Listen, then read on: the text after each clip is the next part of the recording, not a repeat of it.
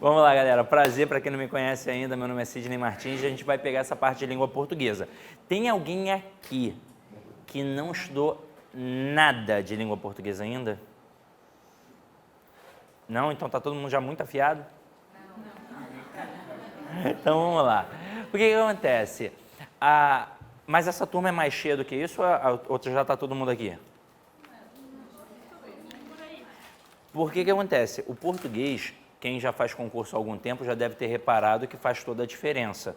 Porque ele não está presente só na parte de língua portuguesa, ele está presente na prova inteira.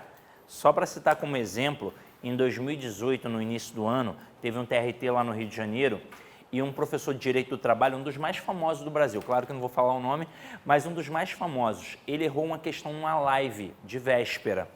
E óbvio que não foi por falta de conhecimento jurídico, sabe muito, é um dos melhores do Brasil. Ele errou por falta de conhecimento linguístico. No meio do enunciado tinha um embora, que é uma conjunção concessiva que indica uma oposição, porém é uma oposição minimizada. Só que ele confundiu o embora com porém, que também indica oposição, só que é uma oposição enfatizada. Aquilo ali foi o suficiente para alterar completamente o enunciado da questão. E aquele cara que só faz aquilo da vida, que é um dos melhores do Brasil, errou a questão. Imagina nós, imagina o leigo. Então não posso dar mole. A língua portuguesa não está só na parte de língua portuguesa, está em tudo, mas geralmente a galera dá mole. Por exemplo, lá no Rio de Janeiro tem a Polícia Civil, 100 questões. 30 de português, 20 de informática. Eu não preciso nem falar quais são as duas matérias mais importantes da prova. E as outras 50 diluídas nos outros direitos e nos estatutos. E aí só são 5 questões de direito penal. Porra, de 100, 5 são de direito penal. O que a galera vai para o curso para fazer? Estudar direito penal. Porra, eu não estou dizendo que não tem que estudar direito penal, não. Tem que estudar sim. Pô, mas estudem as outras. Aí o que acontece geralmente lá com a galera de segurança pública? Eles tomam uma porrada no primeiro concurso. E aí depois, no segundo, é que eles entendem que tem que estudar tudo. E quando o cara entende que a língua portuguesa é o carro-chefe, aí é que ele voa. Então não dá para dar mole em língua portuguesa. Qual é o problema da língua portuguesa? Tem 2 problemas, ao meu ver. Primeiro, que a gente segrega. Geralmente nas escolas particulares, você tem um professor de gramática, um professor de interpretação e um professor de redação, quando na verdade não precisa porque está tudo interligado. Você só faz uma análise textual se antes você fizer uma análise gramatical. Só para citar como exemplo, uma redação nada mais é do que uma interpretação ao contrário. Pega qualquer tipo de texto, uma narrativa, por exemplo, você vai querer entender o texto, então você vai fazer perguntas, as famosas 4 perguntinhas do texto narrativo. Onde aquilo aconteceu, quando aquilo aconteceu, como aquilo aconteceu e quem participou. E se você tiver de produzir, você vai ter que responder quando, onde, como e quem. Ah, mas hoje em dia no concurso público, eles cobram praticamente só a dissertação. Beleza. Quando você lê um texto dissertativo, o que você procura? O porquê e o para quê das coisas. E quando você produz, você tem que responder o porquê e o para quê das coisas. Qual é o outro problema? Tem muito conteúdo de fato. Mas muito conteúdo de fato. Por exemplo, se eu fosse dar um curso de língua portuguesa completo, assim, para valer, falar assim, eu deixei essa galera preparada. 20 aulas de 3 horas. 20 aulas de 3 horas no presencial. Isso para eu sair daqui feliz, ó, deixei a galera preparada. Mas com pouco tempo, obviamente vocês não vão conseguir ver tudo e a gente tem que pincelar e tem que ser mais objetivo. Mas aí eu vou dar um mapa. Em português, você não tem que fazer escolha. Por exemplo, os editais, eu acho que alguns são feitos pelo estagiário da banca. Porque o cara, por exemplo, coloca lá classes gramaticais. Aí ele coloca as classes gramaticais variáveis. Aí ele coloca substantivo, adjetivo, aí deixa as invariáveis de fora. O aluno pensa, porra, eu não tenho que estudar as invariáveis. Só que lá no tópico, o primeiro tópico ele coloca compreensão e interpretação. Como é que o cara compreende e interpreta um texto se ele não sabe preposição, se ele não sabe conjunção, se ele não sabe advérbio?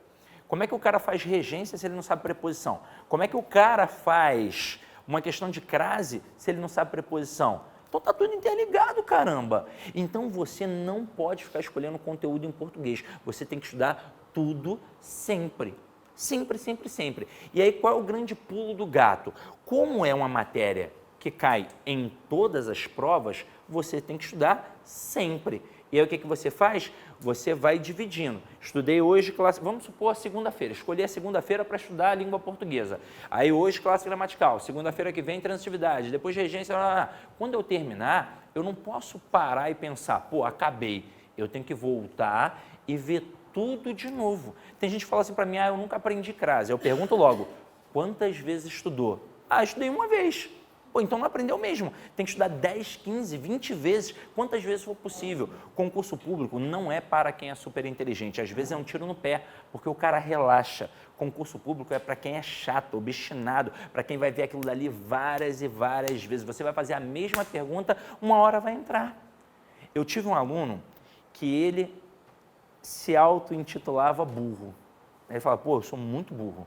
Eu não vou aprender, eu não aprendi na escola, não vou aprender agora. Aí eu falei, irmão, veja várias vezes. Aí ele levou a sério.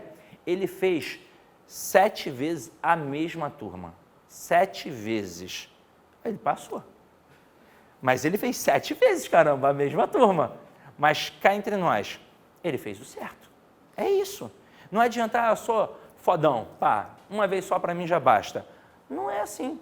Vocês acham, por exemplo, que eu vou chegar aqui, vou ficar a aula inteira sem usar uma folhinha porque eu sou sinistro? Não, porque eu faço isso há 16 anos. Pô, no meu primeiro ano de aula era sinistro, gente. Eu ficava com medo de errar também. Ficava com a folhinha aqui para olhar, não sei o quê. Mas hoje não. Por quê? Porque eu faço isso várias e várias vezes. Mas me dá aí uma questão de informática para tu ver se eu sei fazer. Não sei, não faço ideia. Mas eu sei da minha área porque eu faço isso o tempo todo. Então vamos parar de enrolação e vamos começar. Galera, olha aqui, ó. O que acontece com a parte de língua portuguesa? A gente capenga porque não sabe o que estudar. Por exemplo, eu coloco aqui a seguinte frase, ó. Pedro derrubou uma cadeira. Aí eu destaco a palavra Pedro e pergunto qual é a função morfológica do termo destacado. Só que de sacanagem eu venho aqui e coloco assim, ó, sujeito. Pode ter certeza, esse avaliador não está testando o teu conhecimento, ele está testando a tua atenção. Porque na hora da prova você está muito nervoso. E aí você vai pensar, foi o Pedro que derrubou uma cadeira mesmo. Foi o Pedro que praticou essa ação. O Pedro é o agente. O Pedro é o sujeito. Só que eu não perguntei isso, eu perguntei qual é a função morfológica. E morfologicamente Pedro é um substantivo. Sintaticamente, Pedro é um sujeito. Então eu tenho que ter muita atenção a esta expressão, função. E por quê? Porque na escola a gente estudava muita função sintática, então é automático responder sintaticamente, mas pode ter 3 tipos de funções. Detalhe, ele pode colocar função ou valor. Na maioria das vezes, óbvio, vem função, mas pode vir a palavra valor. Aí ele pode cobrar função morfológica, ele pode cobrar função semântica e ele pode cobrar a função sintática. Quando ele pede a função morfológica, ele quer saber quais são as classes gramaticais. Então ele quer saber se é substantivo, adjetivo, numeral, verbo, pronome, e eu ouso dizer, é o coração da língua portuguesa. Se você não sabe identificar uma classe gramatical, você não sabe nada. Então, se você olha e fala assim, ai meu Deus, eu não sei se é um adjetivo, eu não sei se é um advérbio, estou na dúvida até se é uma conjunção, acabou para você. Pode existir. Agora, olhei, é um adjetivo com certeza, todo o resto fica muito mais fácil. Então, tem que saber classe gramatical, pelo menos identificar as classes gramaticais. Hoje eu vou fazer um panorama para que vocês possam ver isso. Então hoje a aula vai ser muito teórica. A partir da próxima, a partir de amanhã, a gente já começa a pegar aqui as questões para poder colocar em prática. Hoje eu vou dar tipo uma base para a gente conseguir caminhar com calma e tranquilidade, tá? Então vamos lá, ó. Pensei em função semântica, pensei em sentido. E aqui não adianta, nós temos N possibilidades. Cada frase é uma frase, cada texto é um texto. Coloco ali uma frase com 5 palavras, retiro uma e coloco outra. Já é uma nova leitura, já é um novo texto. Então, eu nunca posso dizer qual é o valor semântico, qual é o sentido, sem voltar ao texto, sem olhar o texto. Eu tenho que fazer isso. E quando o cara pede a função sintática, aí ele quer saber sobre os termos da oração. Aqui é um ranger de dentes. Ele quer saber se é sujeito, predicado, objeto direto, objeto indireto, adjunto adverbial e por aí vai. Aí a gente pensa, porra, é muita coisa. De fato é muita coisa. Só que isso aqui corresponde a 100% de análise que o avaliador possa fazer contigo. Só que se você fizer isso aqui, ó, você percorreu 70% do trajeto. É muito importante a identificação da classe gramatical. E eu vou fazer um resumo teórico aqui com vocês, rápido, para que vocês possam entender a importância dessa classe gramatical, tá? Vamos lá. Antes de apagar qualquer coisa, eu vou perguntar a vocês, quantas classes gramaticais nós temos? 10. E aí eu divido as classes gramaticais em duas etapas. Eu tenho as classes variáveis e eu tenho as classes invariáveis. Para você agora isso pode não fazer a menor diferença, mas é importantíssimo saber dividir em variáveis e invariáveis. Daqui a pouco você vai entender o porquê. E aí nós temos 6 classes variáveis e 4 classes invariáveis. Neste momento, eu vou pedir para que vocês não copiem nada. Essa parte do conteúdo de língua portuguesa é muito diferente de tudo que vocês já viram. Porque normalmente o que a gente faz? A gente faz um pequeno resumo teórico, você anota e a gente vem batendo ponto a ponto. Se for uma aula de slide, você olha e a gente vem batendo ponto a ponto. Aqui não. Aqui ela é muito imagética, porque a gente estudou isso errado na escola. Nós temos, por exemplo, 4 anos no ensino fundamental e mais 3 no ensino médio que a gente estuda isso. Só que a gente estuda de forma muito espaçada. Você começa lá no 6º ano e vai terminar no 9º ano. E aí você começa no 6º ano com o substantivo. Aí você vê tudo sobre o substantivo, depois tudo sobre o artigo, depois tudo sobre o adjetivo e só lá no final do 9º ano é que você vai ver tudo sobre advérbio. Mas adivinha, você não lembra mais nada sobre o substantivo. Então é por isso que é difícil. E elas, as 10 classes, se relacionam o tempo todo. Então a gente tem que ver as 10 funcionando assim, ó, olhando como é que elas vão se relacionar o tempo todo. Porque é isso que é a base da análise sintática. Porque a análise nunca foi sintática, ela é morfossintática. Eu tenho que ver a quem o cara está ligado morfologicamente para aí sim classificar sintaticamente. Então eu tenho aqui, ó, vou até apagar essa parte logo, ó.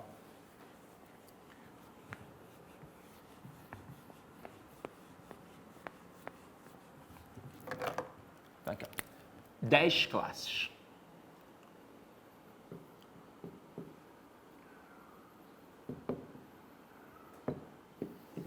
Aí, como eu disse a vocês, nós temos 6 classes variáveis que a gente vai estudar exatamente assim como eu estou fazendo aqui com as minhas mãos. Pode ver que uma fica isolada. Quem é essa? É o verbo. Por que ela fica isolada? Porque ela é a classe mais importante de todas, é a classe mais variável, logo é a mais difícil, então é estudada sozinha. E as outras 5 trabalham num processo conjunto, em que uma vai ficar no meio mandando e as outras 4 na periferia só obedecendo. Funciona basicamente assim, ó. Vou fazer aqui um quadrinho rápido e a gente vai construir o conhecimento agora junto, tá? Ó, vamos lá, ó. Turma, qual é a classe gramatical na língua portuguesa responsável pelo nome? Substantivo, perfeito. Então, quando eu digo que o substantivo é responsável pelo nome, eu quero dizer que ele é responsável por nomear os seres e as coisas. Mas ele tem uma outra importantíssima função na prova. Ele é sempre um termo determinado. E isso significa dizer que ele sempre vai ser núcleo de qualquer estrutura nominal. Então, ele é núcleo do sujeito, mas ele também é núcleo do objeto, ele é núcleo do aposto, ele é núcleo do complemento, ele é sempre núcleo de qualquer estrutura nominal.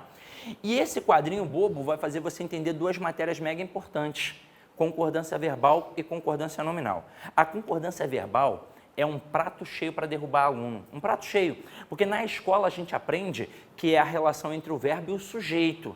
Aí o avaliador esperto faz o quê? Coloca uma frase muito grande, um sujeito grande, várias palavras no plural, deixa o verbo no plural e como ele é esperto, ele coloca ali uma frase que faça sentido. Você vai ler, vai entender, vai ver tudo no plural, então para você está certo.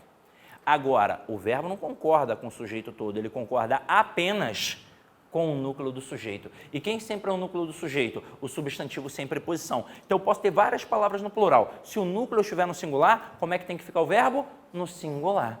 Só de saber isso, já resolvi 90% das questões de concordância verbal em concurso. Eles vão na base. Ah, tem casos especiais. Eles derrubam o aluno, é na base. Aí pega a concordância nominal, é a relação entre o nome e os seus determinantes. Se ele é o determinado, se ele é o núcleo, quem está aqui na periferia dele é determinante. Então a regra básica é, o substantivo manda e o resto simplesmente obedece. Então se ele estiver no singular, quem acompanhar fica no singular. Se ele estiver no plural, quem acompanhar fica no plural. Se ele estiver no masculino, quem acompanhar fica no masculino. Se ele estiver no feminino, quem acompanhar fica no feminino e pronto. Ah, mas e os casos especiais? Entendi a base? Os casos especiais fica muito mais fácil. Não entendi, aí é que eu não vou entender nada. Agora, no futuro a gente volta aqui. Aí, continuando, gente, quando a gente pensa em ordem, quantidade e fração, quem é que mostra isso? É o numeral. Mas numeral é galho fraco, não tem nem por que perder tempo com ele. Praticamente não cai em prova. Agora vem um cara importante. Qual é a classe gramatical responsável pela característica? Adjetivo. Esse é perigosinho, ó. Olha só esta frase. O aluno, atento, vírgula, fez uma prova.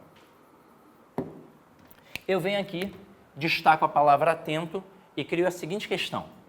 Assinale sintaticamente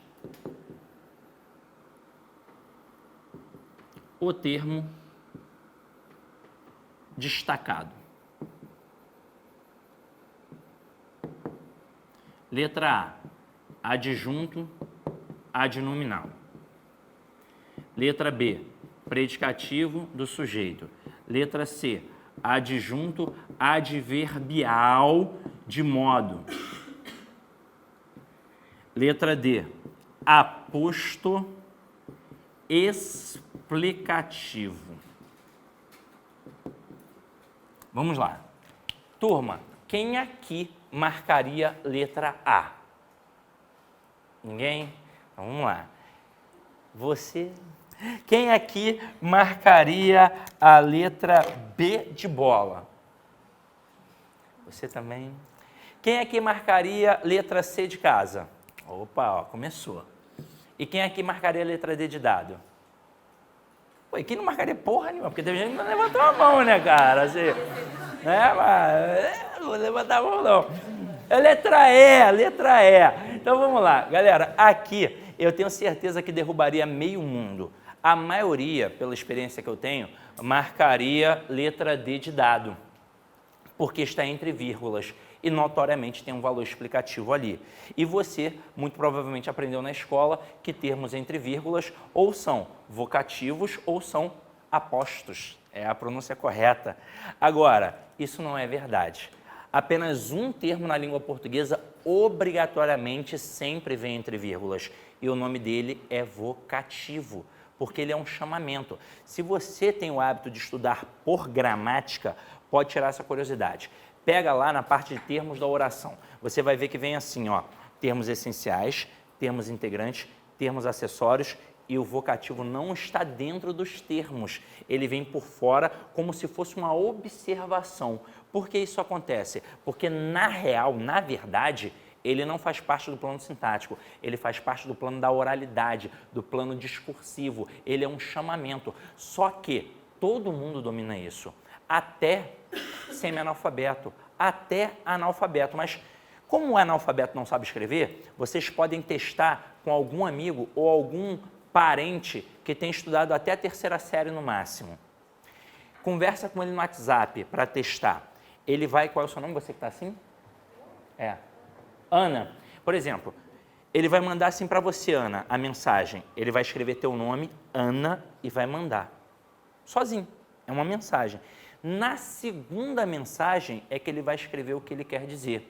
Por que ele fez isso? Porque de forma inata, pela gramática internalizada que ele tem, ele entende que o teu nome é o elemento mais importante naquele momento e que merece um destaque. Por isso ele manda o teu nome sozinho. Agora, nós que estudamos mais um pouquinho, vamos fazer o quê? Ana, vírgula, e escrever logo o que quer dizer.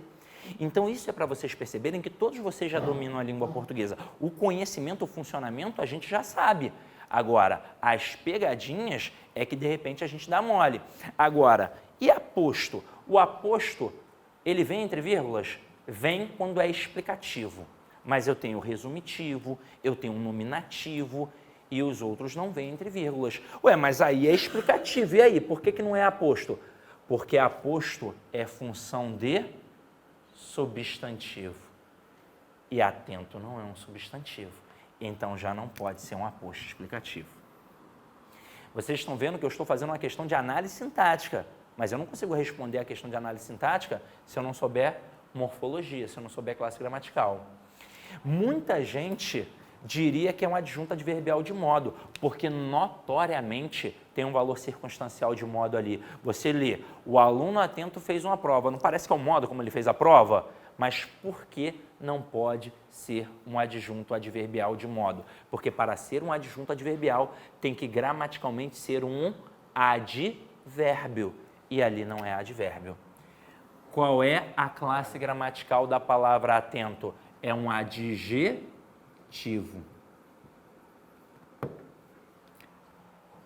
E se é um adjetivo, só pode ter duas funções sintáticas.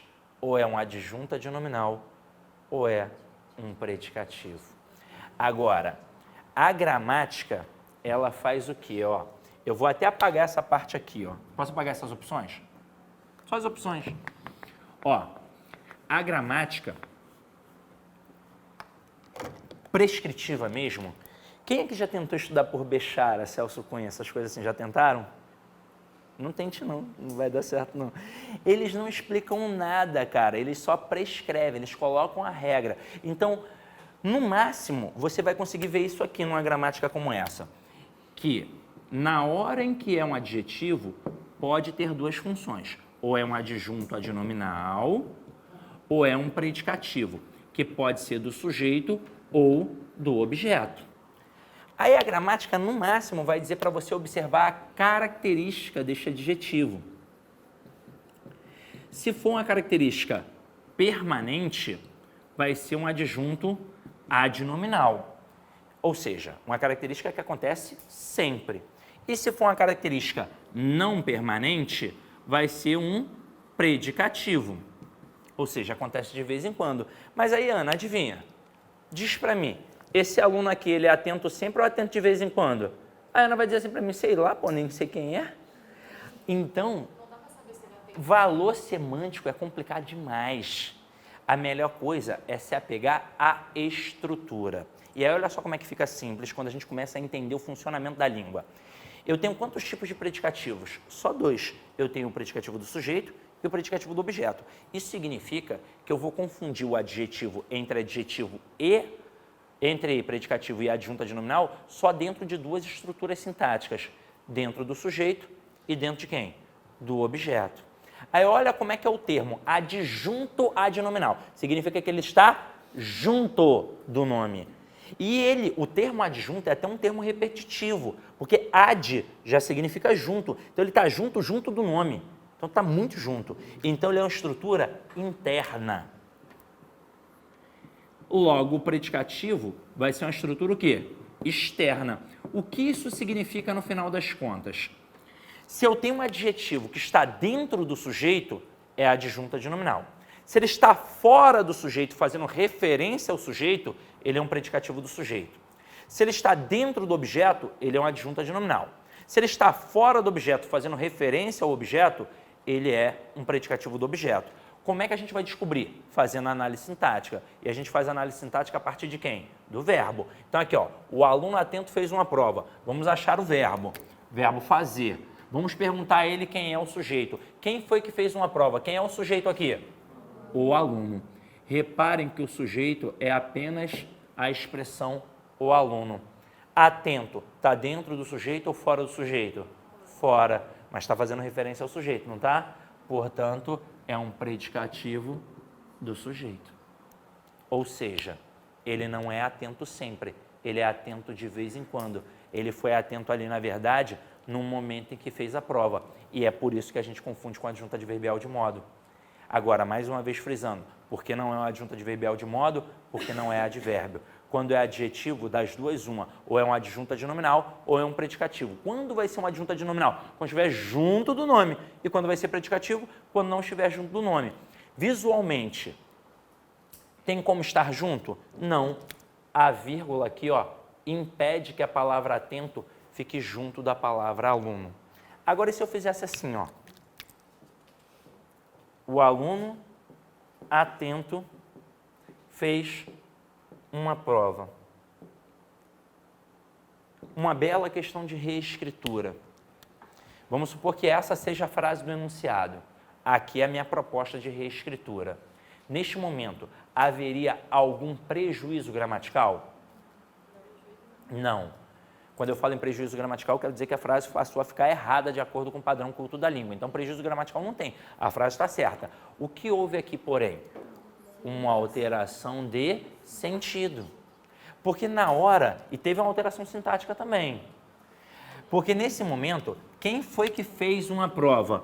O aluno atento. Tudo isso agora é o meu sujeito. E agora o atento está dentro do sujeito. Observem que ele está junto do nome. Então agora ele é um adjunto adnominal. E este aluno aqui, ele é atento sempre. E não só no momento que fez a prova. Ele é atento quando joga bola, quando vê TV, quando namora e por aí vai. Então a troca de uma frase por outra não promoveu uma mudança que fosse capaz de torná-la errada, mas mudou o sentido. Mas vamos aproveitar que nós trabalhamos 3 funções da gramática. Diz para mim, essas duas frases, elas são idênticas morfologicamente? Sim. Quando eu quero dizer que elas são idênticas morfologicamente, eu quero dizer que elas possuem as mesmas classes gramaticais. Artigo, artigo, substantivo, substantivo, adjetivo, adjetivo, verbo, verbo, artigo, artigo e substantivo, substantivo. Porém, elas foram diferentes sintaticamente e semanticamente. Detalhe, nem sempre uma mudança sintática acarreta uma mudança semântica e o contrário também. Aqui, por um acaso, a mudança sintática trouxe uma mudança semântica, porque já na raiz, quando é permanente, isso é uma ideia semântica, é um adjunto adnominal. Quando é não permanente, é um predicativo. Até aí tudo bem? Tranquilo? Alguma dúvida em relação a isso aqui? Então, se quiser anotar, anote. Se quiser tirar foto, tira, para a gente ir para o próximo aqui rapidinho, tá?